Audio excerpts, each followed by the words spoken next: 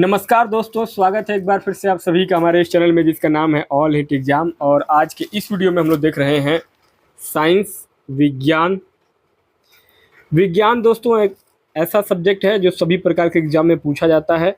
और ख़ास करके अगर यूपी टेट की तैयारी की बात की जाए तो ये आपका पेपर 2 में आता है जूनियर लेवल में।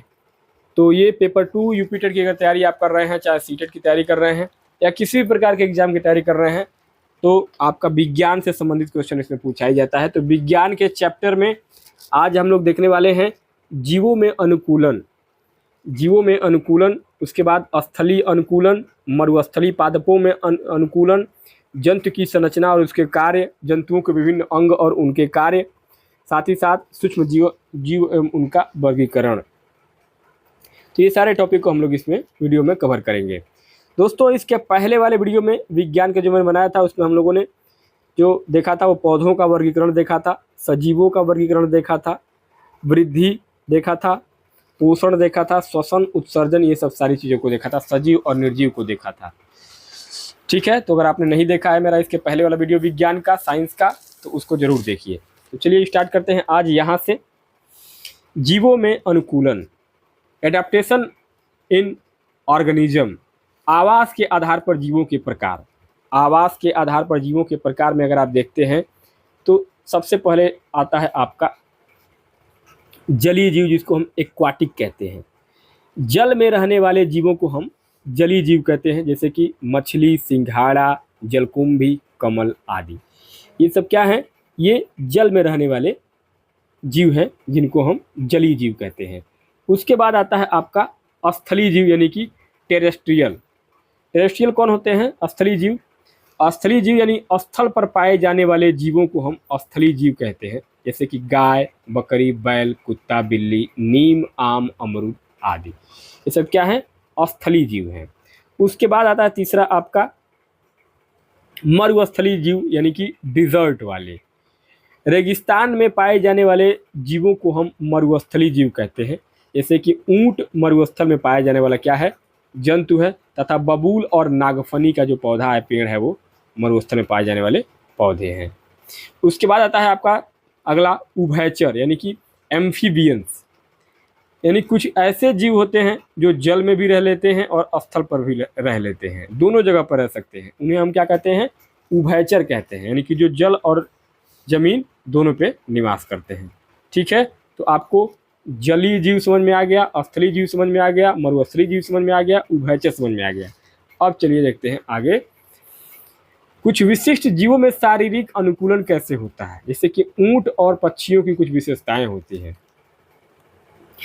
मरुस्थलीय अनुकूलन, ऊंट का जो है वो मरुस्थल के साथ अनुकूलन कितना बढ़िया कॉम्बिनेशन बनता है। देखिए, ऊंट में जल को यानी पानी को संचय करने की क्षमता होती है।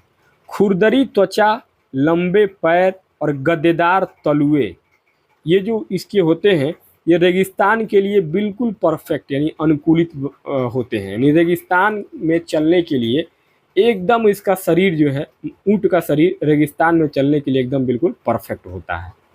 ठीक है, तो ये एक तरीके से कहा जाए तो ये मरुस्थलीय जीव ही है। ठीक है, दूसरा आता है वायवीय अनुकूलन पक्षी, यानी कि जो वायु में यानी कि हवा में रहने वाले जीव। तो कुछ जो भी पक्षियाँ होती हैं उसमें अग्रपाद का पंख में रूपांतरण, यानी कि उनका जो आगे का जो एक तरीके से कहें पैर जो होता है ना, पक्षी का आगे का जो पैर होता है वो प्रकृति ने उसको जो है पंख में तब्दील कर दिया है, पंख में चेंज कर दिया है। खोखली हड्डियाँ होती हैं उनकी हड्डियों में खून नहीं होता है। नहीं तो लाइट, अगर आप देखते हैं अक्सर पक्षियाँ जो होती हैं वो लाइट वाले खंभे पे या बिजली के तार पे बैठते हैं तो उनको लाइट नहीं, करंट का एहसास नहीं होता है, क्योंकि उनके हड्डियां जो होती है ना उसमें खून का बहाव नहीं होता है, वो हड्डियां खोखली होती हैं, जिसकी वजह से जो है उनको बिजली का करंट नहीं लगता है और वायुकोश में उड़ने में सहायता करता है। यानी कि हवा में उड़ने में वो क्या करता है, वो पंख और उनका जो पैर होता है वो हवा में उड़ने के लिए उनके अनुकूलित होता है। ठीक है, चलिए आगे देखते हैं। अब जलीय अनुकूलन यानी कि एक्वाटिक एडाप्टेशन, पानी में रहने के लिए रचनात्मक जो विशेषताएं होती हैं कि कोई भी जीव पानी में कैसे रह लेता है। तो देखिए, जलीय जो जीवधारी होते हैं उनका शरीर पानी में रहने के लिए अनुकूलित होता है, यानी कि पानी में रहने के लिए ही उनका शरीर उस तरीके से बना रहता है, प्रकृति के द्वारा बनाया गया है। अनुकूलन जीवधारियों के शरीर में रचनात्मक विशेषताओं के कारण होता है। अब जैसे मछली को ले लीजिए, मछली पानी में ही रहती है, जैसे पानी से बाहर निकालेंगे तो मछली मर जाएगी। क्यों? जलीय जंतु मछली के शरीर पर जलरोधी सल्क पाए जाते हैं। ये देखिए, ये जो सल्क है ना, सल्क, मछली के ऊपर जो सल्क होते हैं ये जलरोधी होते हैं, यानी कि एक तरीके से कहें तो ये जो सल्क होते हैं ये पानी में मछली को सड़ने से रोकते हैं, यानी कि पानी के अनुकूल बनाते हैं मछली को। इसके बाद इनमें पानी में सांस लेने के लिए क्या होता है, इनमें श्वसन के लिए विशेष रचनाएं जैसे कि क्लोम यानी कि गिल होता है। ये सांस लेने, देखिए ये जो गिल बना है ना मछली के अंदर, इसी गिल से वो सांस लेता है मछली। ठीक है। तैरने के लिए क्या है, तैरने के लिए इनका शरीर धारा रेखित होता है, धारा रेखित तथा चपटे पंख वाला होता है। तो जिसका पंख चपटा होगा, धारा रेखित होगा, वो पानी में तैरने के लिए बिल्कुल परफेक्ट होगा। इनका गर्दन का अभाव होता है, क्योंकि मछलियों में गर्दन नहीं होता एक तरीके से देखा जाए तो, गर्दन का अभाव होता है तथा आंखों पर जो है वो निमेषक पटल होती है, आंखों पर निमेषक पटल होती है जो उनकी आंखों को पानी में देखने के लिए बिल्कुल परफेक्ट बनाती है। ठीक है। अब देखते हैं जलीय अनुकूलन के कुछ और ऐसे जीव जो उभयचर होते हैं, जो पानी में भी रह लेंगे और जमीन पे भी रह लेंगे। जैसे कि मेढक, मेढक एक ऐसा जंतु है, मेढक जो पानी में भी रहता है और जमीन पे भी रहता है। मेढक के जो पिछले पैर होता है, पिछला पैर, ये पिछला वाला जो पैर है ये पाद जाल होता है, यानी कि पाद जाल। ये देखिए कैसे इसका पैर है। मेढक का पिछला जो पैर होता है वो पाद जाल होता है और जल में तैरने में तथा लंबी मांसपेशियां भूमि पर कूदने में सहायता करते हैं।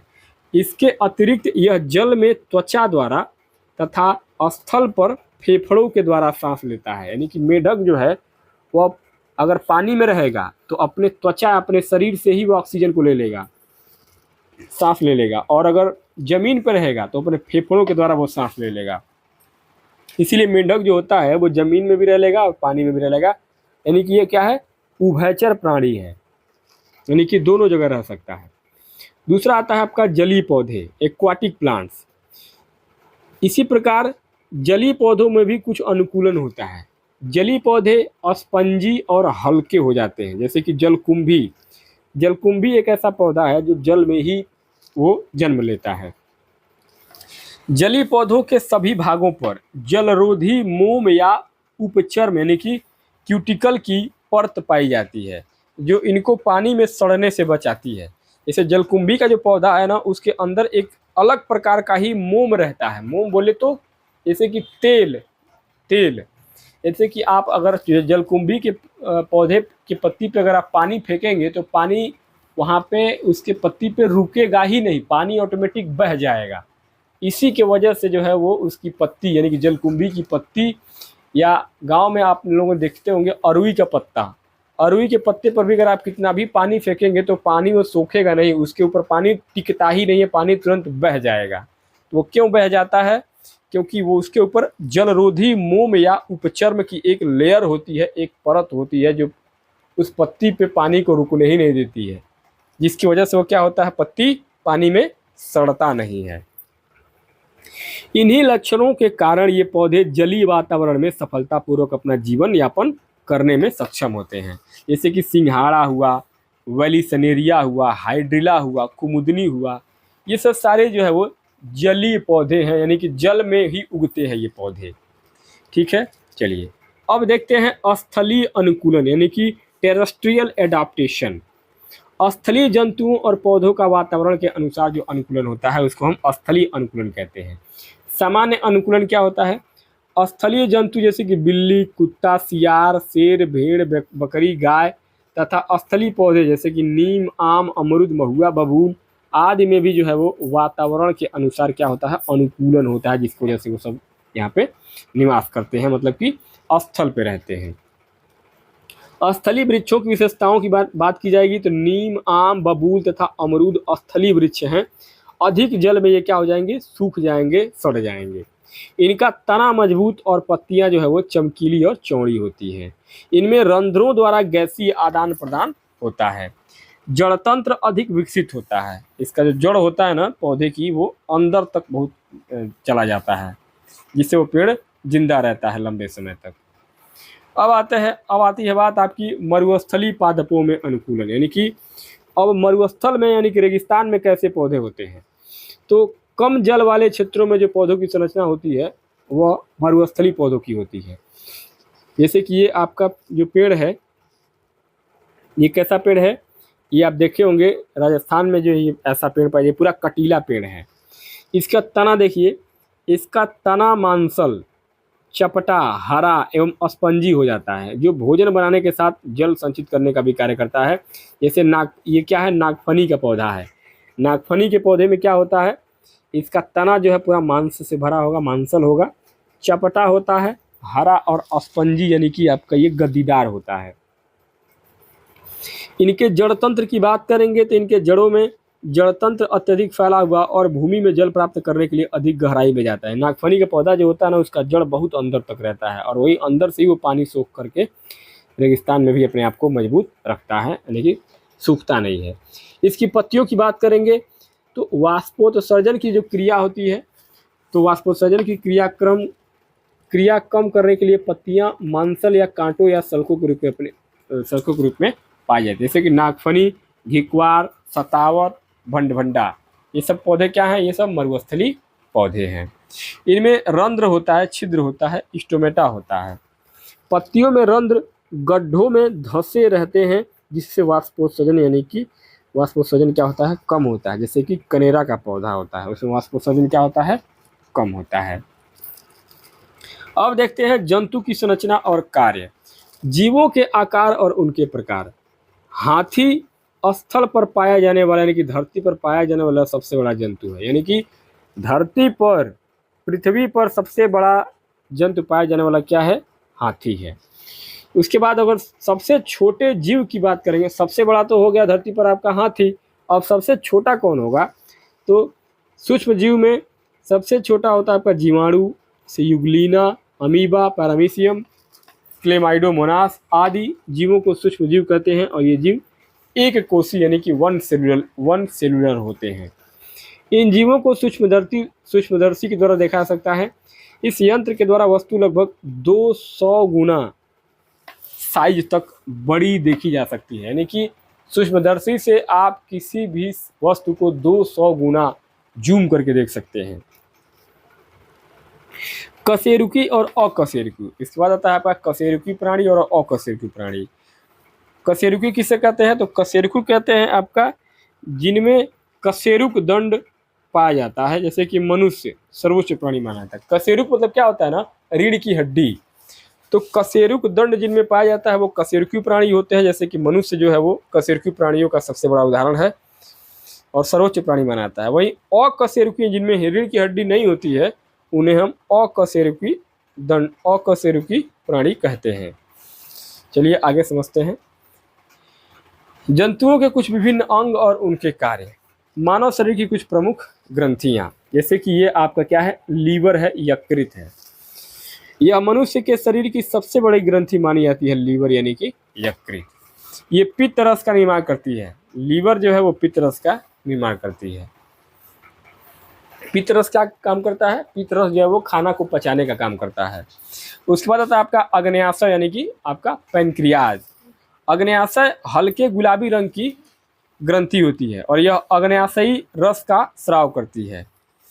ठीक है, चलिए नेक्स्ट आगे बढ़ते हैं।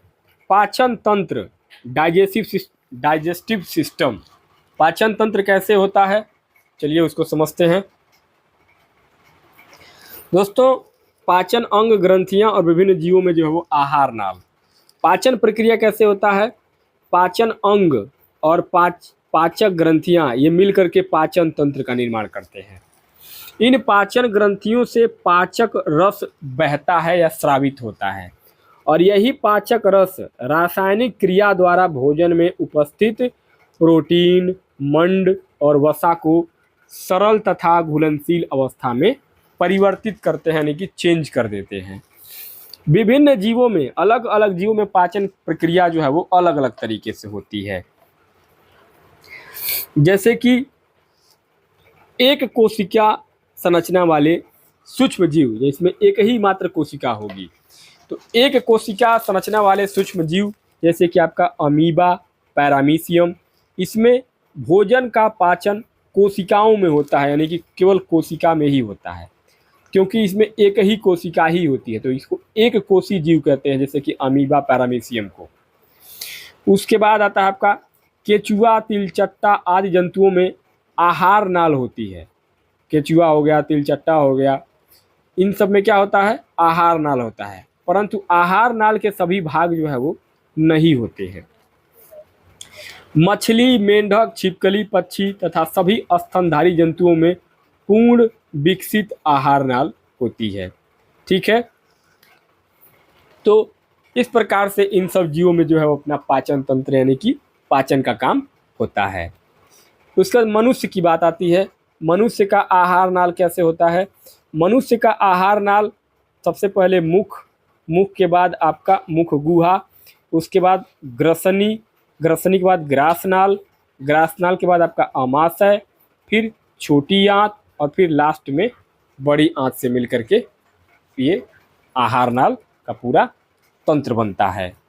ठीक है, चलिए अब देखते हैं हृदय की धड़कन, हार्ट बीट, आयु और स्थिति के अनुसार हृदय गति। एक वयस्क स्वस्थ व्यक्ति का हृदय 1 मिनट में 72 बार धड़कता है, यानी कि एक स्वस्थ आदमी 1 मिनट में उसकी सांसें जो है, सांस लेता है, वो एक तरीके से कहें तो 72 बार उसके दिल की धड़कन जो है वो धक धक धक धक करता है। 1 साल का बच्चा अगर है, 1 वर्ष से कम आयु के बच्चों में हृदय की धड़कन जो है वो 100 बार प्रति मिनट होती है, यानी कि अगर बच्चा 1 साल से कम है तो उसके हृदय की गति लगभग 100 बार, हर 1 मिनट में 100 बार उसका धड़कन जो है वो धड़केगा। और वहीं अगर आदमी है तो उसका 72 बार धड़कन धड़कता है। प्रभावित करने वाले कारकों की बात करेंगे तो आयु के बढ़ने के साथ साथ हृदय की धड़कन जो है धीरे धीरे धीमी होती जाती है, और हृदय की धड़कन तापमान, क्रोध, डर एवं मानसिक चिंता से भी क्या होता है, बढ़ जाता है। ठीक है, अब बात करते हैं आगे उत्सर्जन तंत्र। उत्सर्जन तंत्र क्या होता है? शरीर से अपशिष्ट पदार्थों का निष्कासन ही क्या होता है, उत्सर्जन कहलाता है। अपशिष्ट पदार्थों को शरीर से बाहर निकालने की क्रिया को हम उत्सर्जन कहते हैं। मानव के उत्सर्जी अंग कौन सा है, जिससे कि मानव में उत्सर्जन कैसे होता है? तो मनुष्य में वृक्क, मूत्रवाहिनियां, मूत्राशय और मूत्रमार्ग, ये सब क्या है, उत्सर्जी अंग हैं, यानी कि शरीर से गंदगी को बाहर निकालने का एक अंग है। इन अंगों से मिलकर के उत्सर्जन तंत्र का निर्माण होता है। वृक्क, त्वचा, यकृत, फेफड़े और आंत, ये मनुष्य के क्या हैं, उत्सर्जी अंग हैं। वृक्क यानी गुर्दे का भार, किडनी जिसको बोलते हैं, वृक्क यानी वयस्क एवं स्वस्थ मनुष्य के एक गुर्दे का भार जो है लगभग 150 ग्राम तक उसका वजन होता है, एक गुर्दे का भार। ठीक है, चलिए आगे बढ़ते हैं। आगे आता है आपका मूत्र का संगठन एवं डायलिसिस, निष्कासन की मात्रा और कृत्रिम प्रक्रिया। देखिए, मूत्र निष्कासन एवं संगठन, मूत्र निष्कासन और संगठन देखा जाएगा, एक वयस्क व्यक्ति सामान्यतः 24 घंटों में से 1.8 लीटर मूत्र बाहर निकालता है, यानी कि 1 लीटर से लेकर के 1.8 लीटर मूत्र जो है वो एक सामान्य व्यक्ति बाहर निकालता है, जिसमें 95% जो है वो पानी निकलता है मूत्र में, और 2.5% यूरिया निकलता है, और 2.5% अन्य जो है वो अपशिष्ट पदार्थ यानी कि गंदे पदार्थ निकलते हैं आपके मूत्र के साथ। मूत्र जब निकलता है तो यानी 95% पानी रहेगा, 2.5% अन्य पदार्थ होंगे और 2.5% आपका शरीर से यूरिया निकल जाता है। डायलिसिस क्या होता है दोस्तों? डायलिसिस यानी एक कृत्रिम वृक्क होता है, यानी कि बनावटी वृक्क। वृक्क के यानी जब किडनी खराब हो जाता है काम नहीं करता है तो वृक्क के निषिद्ध हो जाने पर कृत्रिम वृक्क द्वारा रक्त को नियमित रूप से छान कर उसमें से अपशिष्ट पदार्थों को निकाला जाता है और इस क्रिया को हम डायलिसिस कहते हैं। डायलिसिस, अगर आपको नाम, आपने बहुत नाम सुना होगा डायलिसिस के, हाँ कि भाई फलाने व्यक्ति को जो है वो किडनी फेल हो गया है तो उनको डायलिसिस पे रखा गया है। तो डायलिसिस का मतलब यही होता है कि उनका जो ओरिजिनल किडनी है वो ख़राब हो गया है, अब उनको नकली यानी कि कृत्रिम किडनी के द्वारा उनके शरीर की गंदगी को छान करके निकाला जा रहा है, तो वही क्या होगा, आपका डायलिसिस कहलाता है। आगे देखते हैं दोस्तों, तंत्रिका तंत्र, नर्वस सिस्टम क्या होता है। संदेशों का संचार और संवेदनशीलता, नर्वस सिस्टम। यहाँ नर्वस सिस्टम जो है वो बहुत बड़ा रोल निभाता है। देखिए यहाँ आपका नर्वस सिस्टम में मस्तिष्क सबसे पहले जो है उद्दीपन ग्रहण होता है। उद्दीपन ग्रहण में दिमाग में ये चीज़ें आई, उसके बाद मस्तिष्क, रीढ़, रज्जु तथा तंत्रिकाएं सभी एक विशेष प्रकार की कोशिकाओं से मिलकर बनी होती हैं। इन कोशिकाओं को तंत्रिका कोशिका कहते हैं।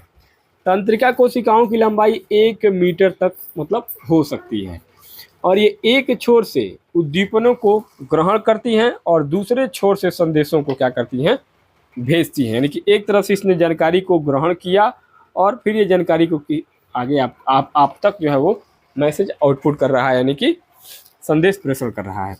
सूक्ष्म जंतुओं में तंत्रिका तंत्र कैसे काम करता है, तो सूक्ष्म जंतुओं में जैसे अमीबा तथा अस्पंजों के शरीर में कोई तंत्रिका तंत्र नहीं होता है, परंतु समस्त शरीर द्वारा संवेदना ही ग्रहण की जाती है। यानी कि उसमें कोई तंत्रिका तंत्र, नर्वस सिस्टम नहीं होता है, वो सब क्या है, अपने शरीर के ही जो है वो द्वारा अपना संवेदनाओं को, चीज़ों को ग्रहण करते हैं। हाइड्रा, एस्केरिस, केचुआ आदि जंतुओं में क्या होता है, तंत्रिका तंत्र पाया जाता है, लेकिन अमीबा और अस्पंजों में, सूक्ष्म जीवों में तंत्रिका तंत्र नहीं पाया जाता, नर्वस सिस्टम नहीं पाया जाता है। दोस्तों ज्ञानेंद्रियां एवं हृदय की संरचना कैसी होती है। मानव शरीर के कुछ महत्वपूर्ण अंग होते हैं जैसे ज्ञानेंद्रियां, सेंस ऑर्गन। हमारे शरीर में कान, आँख, नाक, जीभ तथा त्वचा, ये 5 ज्ञानेंद्रियां होती हैं, यानी कि सेंस ऑर्गन होते हैं। मानव हृदय की संरचना, हार्ट स्ट्रक्चर। मानव के हृदय में 4 कक्ष होते हैं जिसको 2 निलय और 2 अलिंद, 2 अलिंद और 2 निलय होते हैं मनुष्य के हृदय में। चलिए आगे देखते हैं। उसके बाद आता है आपका कंकाल तंत्र यानी स्केलेटल सिस्टम, अस्थियों और जोड़ों का एक ढांचा जिसको कंकाल तंत्र बुलाता है। वयस्क मनुष्य के शरीर में कुल 206 उपास्थियां यानी अस्थियां, यानी कि एक स्वस्थ मनुष्य के शरीर में कुल 206 हड्डियां पाई जाती हैं, जबकि शिशु में यानी बच्चे में, नवजात शिशु में 213 हड्डियां पाई जाती हैं। ठीक है, कंकाल तंत्र और संधियों की बात करेंगे तो कंकाल तंत्र हड्डियों का ढांचा होता है। इनकी हड्डियां एक दूसरे से विभिन्न प्रकार से आपस में जुड़ी होती हैं। इन जोड़ों को संधि कहते हैं। मेरुदंड, ये है आपका पूरा मेरुदंड। वयस्क की मेरुदंड में कुल 26 शिशुओं में, वयस्क जो आदमी होता है उसकी मेरुदंड में कुल 26 और जो बच्चे होते हैं, शिशु होते हैं, उनमें 33 हड्डियां होती हैं मेरुदंड में, यानी कि रीढ़ की हड्डी में। इनको कशेरुकाएं कहते हैं। मेरुदंड जो है वो रीढ़ रज्जु की सुरक्षा प्रदान करता है, मेरुदंड। ठीक है, ये होता है। तो दोस्तों इस प्रकार से इस वीडियो में हम लोगों ने आज देखा है कंकाल तंत्र, ज्ञानेंद्रियां, तंत्रिका तंत्र, मूत्र का संगठन, डायलिसिस, उत्सर्जन तंत्र, हृदय की धड़कन, पाचन तंत्र, जंतुओं के विभिन्न अंग और उनके कार्य, जंतु की संरचना और कार्य, मरुस्थलीय पादपों में अनुकूलन, स्थलीय अनुकूलन, जलीय अनुकूलन, विशिष्ट जीवों में शारीरिक अनुकूलन, जीवों में अनुकूलन। तो ये सब सारे टॉपिक को हमने आज इस विज्ञान के वीडियो में कवर किया है, जो कि आपका सभी प्रकार के एग्जाम के लिए बहुत उपयोगी होगा। और अगर आप यूपी टेट जूनियर लेवल की तैयारी कर रहे हैं तो ये आपका साइंस पेपर 2 जूनियर लेवल में आपका विज्ञान के लिए वीडियो है।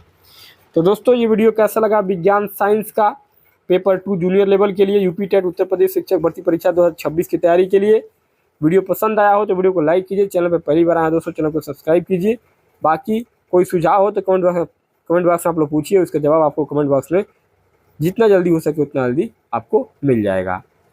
तो दोस्तों चलिए मिलते हैं नेक्स्ट वीडियो में नए टॉपिक नए सब्जेक्ट के साथ। तब तक के लिए बहुत बहुत धन्यवाद।